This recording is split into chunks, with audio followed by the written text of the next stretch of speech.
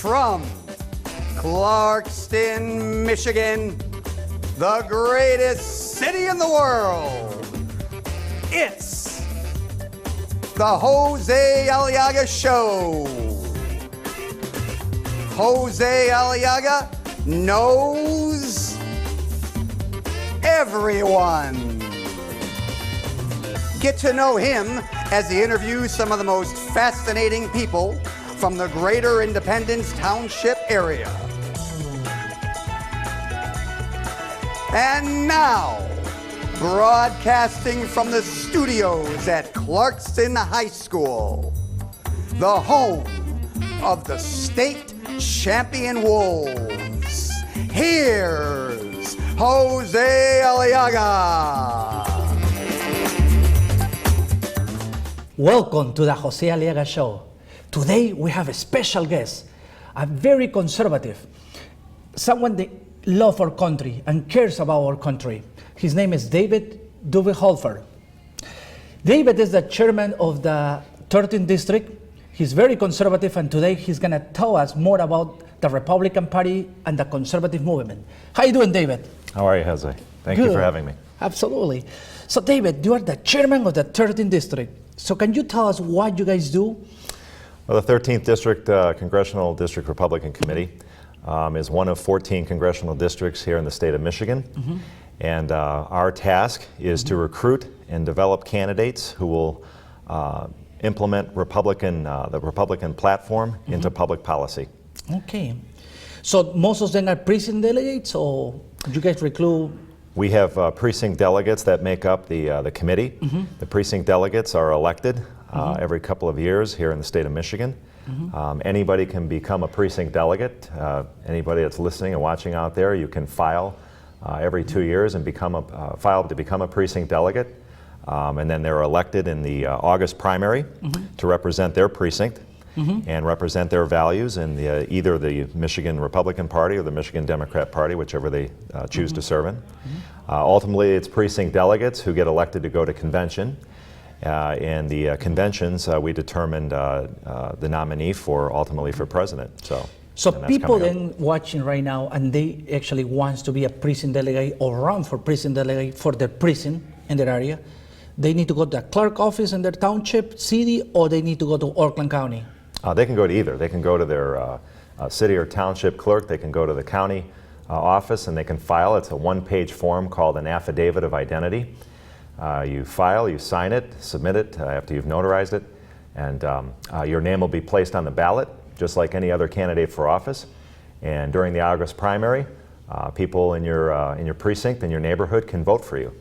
Once elected, then you're an official member of either the Democrat or Republican Party, whichever you choose to serve in. And then your duties include showing up to a county convention and helping to elect leadership and bringing the message forward. And then that message is carried forward through the national convention, and ultimately precinct delegates that are sent to national convention will ultimately have the final say in who the nominee of their party will be. Good, good.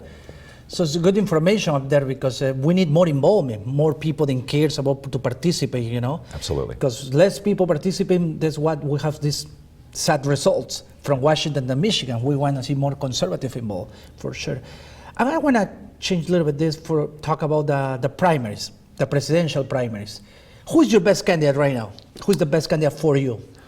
For me personally, I like the candidate that espouses the message of returning to the Constitution and following the Constitution and defending the Constitution on behalf of we the people. The people are lacking a voice right now because you have the executive branch, be they from the left or the right, that are essentially running government when it's actually supposed to be we the people. And they're supposed to represent we the people. So the candidate that I like to hear from the most is the message that is in line with that is Rand Paul, Dr. Rand Paul. So why Rand Paul is the best? Why? Well, I think he's been consistent ever since he's gotten into office in terms of criticizing and correctly criticizing both the left and the right for policies that are not consistent with the Constitution. And he's been very consistent in his beliefs in terms of holding the government accountable, from anything about ranging from taxation to how we properly go to war. And nobody wants to go to war, of course, but the proper way to go to war is through a declaration of war, not through the executive branch unilaterally. And he understands that. Good. So, but we see in Rand Paul, still he made into the 8 people is going to be in the next debate. As you know, they exclude 2 candidates already, Huckabee and Christie, which looks like the media is already choosing. Instead, people drop off the race. The media says, we're going to put these people out of the race and keep these 8 people. And Rand Paul he barely makes it as 8. Do you think he still have a chance to win the primary? Absolutely. First of all, it's way too early in the process. And the polls that you're seeing are polls of undecided voters. And right now, there's many people who have already decided, and their voices aren't being counted. So the pollsters have been proven wrong election after election. In fact, just this past election, a Tea Party candidate, more of a libertarian-leaning candidate in Kentucky, won the governor's race in Matt Bevin.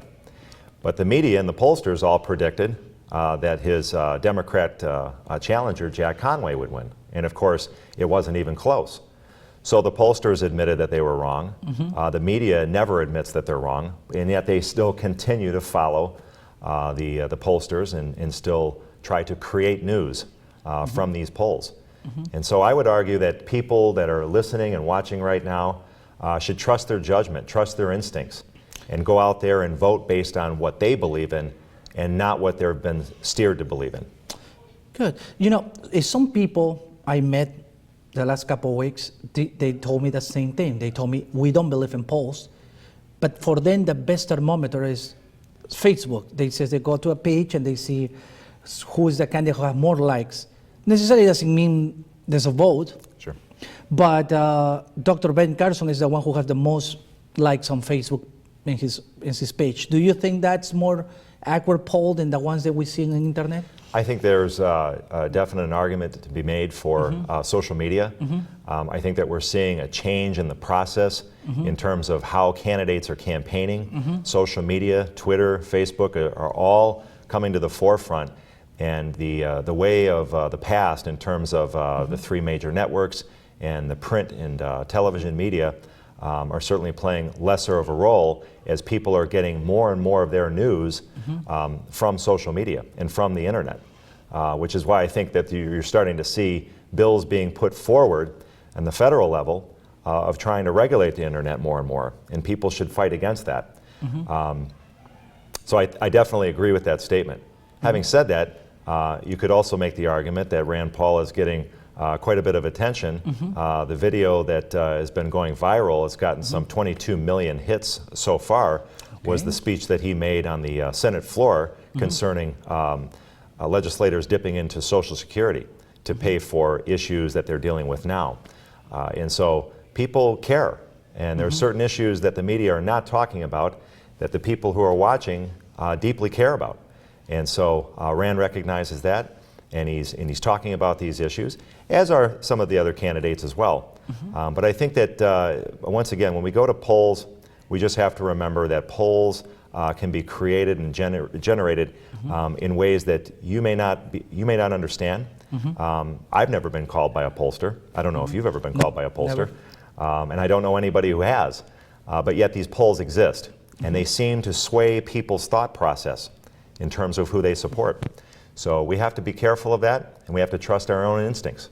Yeah, and I believe you're right. Also, the polls can be, it depends what the poll is. This is Michigan polls. If they do the polls in Detroit, obviously the poll is going to show us that the Democrat is winning.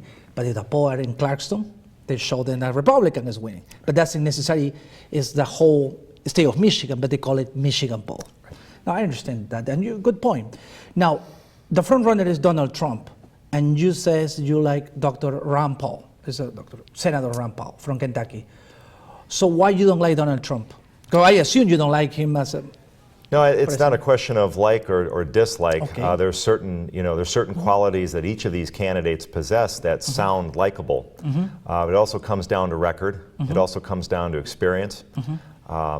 Some of this actually comes down to, and what's being reflected in the polls now is that people feel is that Perhaps they don't want an insider. Perhaps they want somebody that they feel has worked in the private sector, been on the outside, understands the issue of outside mainstream Americans. But I would argue that Dr. Paul also understands that. You know, he's an ophthalmologist. He's worked in the private sector for most of his life. He's only been involved in politics during that 2010 wave of candidates that came into public office because they were sick and tired of what was going on in government. And so I would argue that he has been consistent, and he is definitely not an insider as people would maybe perhaps falsely portray him as. Now, if Donald Trump wins the primary, will you support Donald Trump?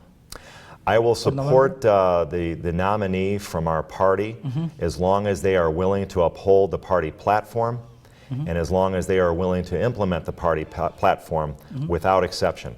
And what we're seeing and what I complain about, and part of the reason why I was elected, is because there has been too much of a turning of the other cheek by people who call themselves Republicans as other Republican legislators or people in public office are making poor choices and bad votes. So early before we start this interview, you quote and you says, Jose is a new conservative, neoconservative, and conservative. Can you please explain to people what is the difference between a conservative and neoconservative? Yeah, the neoconservatives, which most people are perhaps unaware of, are individuals in public service who call themselves Republicans, but their behavior or the manner in which they vote are anything but conservative. In fact, I would argue that they're more mainstream left than they are conservative. And so these are people who I call neoconservatives. And really the Republican Party has been overrun by these neoconservatives. And it's up to the people to get involved and stay engaged in their local politics.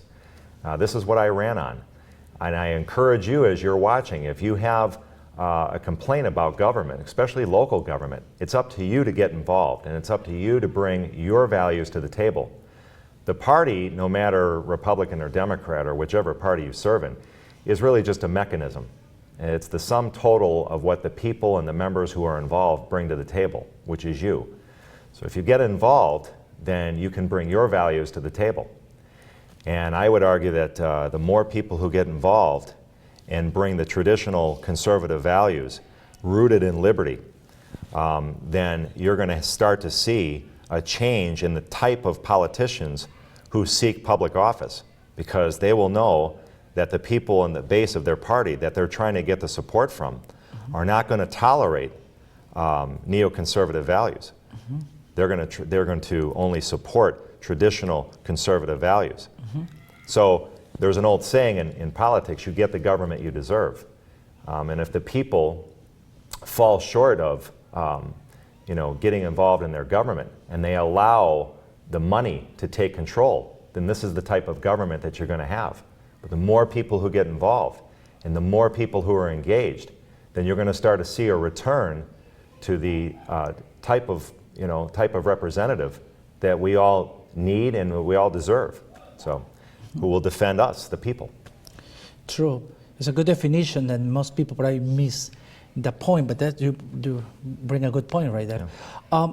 Now, Dr. Ben Carson, what do you think about Dr. Ben Carson? I think that he also has he makes some logical points about where government has been and where it's going. He definitely articulates his positions well. I think that the primary nitpicking that goes on about what he said in a particular book and how true things are, I mean, this is true of politics year after year, and we'll see where he goes in the polls, and we'll see ultimately where he ends up. Definitely he's from my backyard in Detroit. He's a native Detroiter, and that's where I'm from. What he's done is he's contributed to the process. He stepped out of the private sector, recognized a problem, and got involved. And I commend him for that. And do you think he's a conservative, a real conservative, or he's a neoconservative? No, I think he truly believes in conservative values. I think he promotes them. I think he articulates them well. Ultimately, if he's the nominee and he promotes those values that I support, then I would support him as well. But you know, it's a long way before we get to that nominee. And I would remind folks that by this time in 2012 and in 2008, the people who were the head of the pack, so to speak, ultimately did not make the nominee. So there's a lot of shuffling to go before we get to that ultimate nominee. True, but in this election also we have too many candidates. The last one was just by now we have just 4 in 2012 or 2011 was Romney, Santorum, Rand Paul, and then it was Santorum, Romney, Rand Paul, and it was maybe Perry, then drop, and Herman came drop at this point. Yeah, that's it. But now we have like, what, 13 right now? I think choice and competition is a healthy thing. It is, and it is, and and I believe every time I listen to the debate, I see, wow, we have a really good knowledge right there, good people, good talent, and I think we have very good candidates in comparison to the other side, for sure. But It's my opinion, of course. And then, so you will support either, you think Rand Paul, Trump, or Carson. What about Carly Fiorina? Do you think... I think so we're not going through each of the candidates. Yeah, right. I think that each candidate brings a quality into the discussion. Each candidate has some knowledge and experience in their sort of private sector or political past that they can bring to the table. Each of them recognizes the faults that are going on inside of government right now and the shortcomings of government.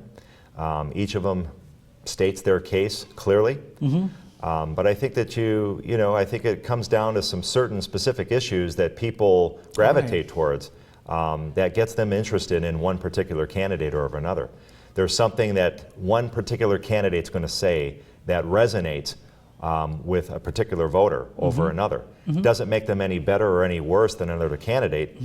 They could all say, for example, I'm all for reducing the size of government. And all 10 of them could say that, okay, or 15, whatever it is. Yeah. And but each candidate says it in a different way, or comes across in a different manner. And it resonates with somebody over another. In other words, like the way that Rand Paul says it, it resonates with me, and I see how he votes.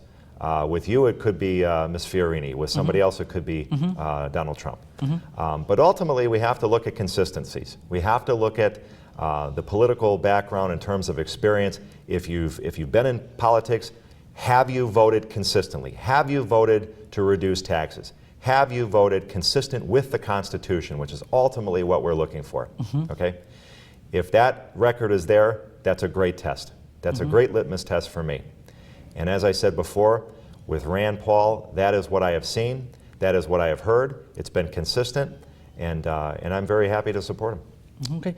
Now, if we have a November election between Senator Rand Paul against Hillary Clinton, do you think Rand Paul can win November election? I think not only can he win, I think the polls have been reflecting that consistently from the beginning. Okay. Ever since he got involved in the race, there have been hypothetical polls put out head-to-head, Rand Paul and Hillary Clinton, and it's been right within the margin of error, if not showing that Dr. Rand Paul's been ahead. So you think Rand Paul actually can win Ohio, Florida, and Pennsylvania, the swing states? I think that if he can get his message out, in which he has been, and I think that people hear that message, the message of liberty rings true with everybody. People love to have their liberty preserved. They do not want their individual liberty diminished by any candidate, by any public servant, be they from the Republican Party or the Democrat Party. And they're sick and tired of what they've been getting in government, both from the left and the right, with the exception of very few exceptions. And so we've come to a point in our society and in our time that people are recognizing the direction of government, and they're tired of it. And they want a restoration of the traditions that the Founding Fathers fought, bled, and died for. True, 75% of the American people don't believe in government anymore. They believe it's corrupt, and we're going to the wrong direction. So they're looking for a new solution, a new wave, and I think right now the Republican Party have the answer right now. It's also my opinion. Now, what's wrong with Hillary Clinton? Well, I think obviously the inconsistencies. You go back into when she was First Lady and during the 90s, there was a whole set of policies that they implemented and that she endorsed. And now she's changing her tune. She'll make the claim that she's evolved, but I think there's a difference between evolution and doing this and seeing which way the political wind is blowing. And I think that's what she's been doing. And she's pandering, as many candidates are guilty of. Look, politics is politics, whether it's Republican or Democrat. To an extent, they all play the game. But I think that she has been playing it for so long, and people really recognize what she's been saying is not being consistent. So who is the best candidate in the Democrat Party between all those choices? O'Malley, Bernie Sanders? Oh, I shudder at any of the three because they truly, because they're talking about promoting ideals that are inconsistent with what our founders believed in, which is that our government should always be focusing on the individual and not a collectivist group. We should always be writing law that promotes the individual liberty of each and every one of us, and not highlighting one group over another. And I think collectivism ultimately is what is going to be our downfall if we continue down this path. You can call it whatever you want. You can call it socialism, communism, whatever you want to call it, but it's all collectivist thinking. We have to get back to embracing individual liberty again and promoting that and defending that. And I ultimately think people may not be hearing those exact words coming from the talking heads in the media, print media, or their local politicians. But when they hear it articulated, they understand it and it resonates with them. And when that message gets to them, they gravitate towards it consistently. Because ultimately, we all want to be left alone. We want to work, we want to make our money, we want to keep the fruits of our labor, we want to come home, raise our children. We don't want government in our pocketbooks, we don't want them in our bedrooms, we don't want to be fighting endless wars. I think people genuinely want someone who's going to represent those values. And I think ultimately that's what's going to win this election. It's true, it's true. It's a really, and Brian, I believe most of the people that are watching this today is probably agreeing with what you're saying, and it's basically what I hear all the time. When I'm walking around, I hear people sick and tired of Washington. It is true. Now let's go to more local. Let's go to Michigan. So what do you think about the gas tax? Do you agree with we need more money, inflation is too high, I guess we don't collect enough money to repair the roads? What do you think? I think that once again, government has demonstrated, whether they be Republican or Democrat, that Democrat policies are ruling the state right now. My colleagues in the Republican Party would make the statement that no matter what happens, we want Republicans in charge. I would say that that's an incomplete statement. I think we want Republican policies in charge. And right now we don't have that. Right now we have Democrat policies in charge. I think ultimately people understand that there is plenty enough money being taxed from them right now. It's just a matter of reprioritizing spending. And government is not willing to do that until the people force them to do that. We have to have people who are vigilant, staying involved with their local politicians. They may feel frustrated at the federal level, but where people can have the most influence is at their local level. And that's why I encourage people to become involved with their party and become precinct delegates. But to answer your question, did we need to raise taxes? Absolutely not. They have the money. They do. They just refuse to budget the money. They refuse to do the hard work of budgeting the money. And there are politicians from my own party who promised up and down that they would not raise taxes to fund these roads. And they misled the public, and they ultimately did raise taxes to fund the roads. And so I think you're going to see you're already starting to see a tremendous backlash from that vote. And not just that vote.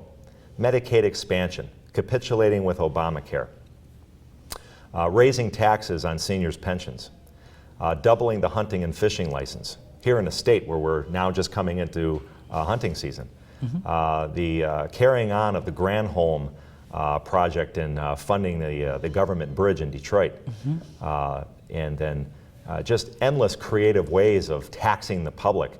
Last year, a grassroots organization helped stop an idea that Republicans hatched, which was the red light traffic cameras. The ability to be able to install a camera if you're going through a traffic signal and it happens to turn red as you're crossing the signal, they flash your license plate and mail you a ticket, and the burden of proof of your innocence would be on you. I don't expect this from Republican legislators. But people have to remember that the Republican Party, we are seeking to recruit, develop, and support Republican candidates who will uphold the Republican platform and implement those ideas in the platform into public policy. And it's ultimately up to the members of this party and the constituency where those Republicans are serving to hold them accountable. We need accountability inside this party, and that is what we're sorely lacking. There's an old saying, unless you are politically feared, you will never be politically respected. And what I want is for people to be politically respected again, but they have to remain engaged.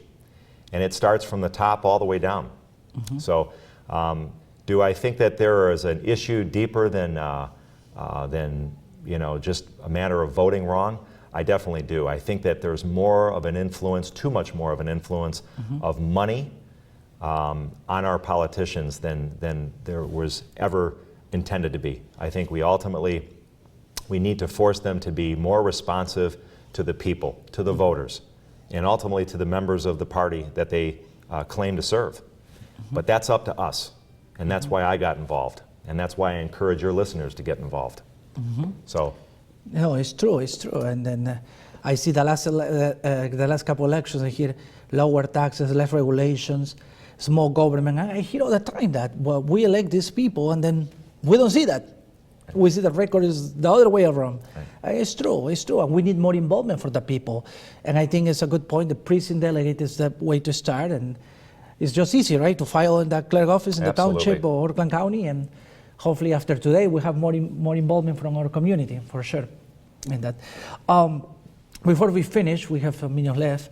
I just want to know, who do you think is going to run for, your best guess, so who's going to be running now for governor for the Republican ticket in the next election? Well, I think because I see so many names already. There's obviously been names floated around from the Attorney General to the Lieutenant Governor to the Senate Majority Leader, and I think even Candace Miller's name was mentioned. But ultimately, there could be more people that get involved, and I think more choice means more competition is good for the people. Ultimately, whoever runs, I think people need to first, if they've served in public office before, they need to look at their voting record. They need to be able to do the research and see if their voting record actually matches with their rhetoric. If they've not served in public office before, then they need to listen to what they're saying and pay close attention as to whether or not their views represent the Constitution and the will of the people, or if it's inconsistent. So, well, thank you, David. Our time is up today, but thank you so much. I know the public today learned a lot. Thanks for sharing your knowledge. I'm glad to have you. Hopefully, I have you again, because I would like to have you maybe close to the primary in Iowa. Oh, we'd love to come back. Thank you. Well, thank you, all of you. If you want to be in the Jose Aliaga Show, you can contact us on Facebook. You can tape the Jose Aliaga Show on Facebook, or you can call us at 248-736-7163. Thank you, and God bless you. Bye-bye.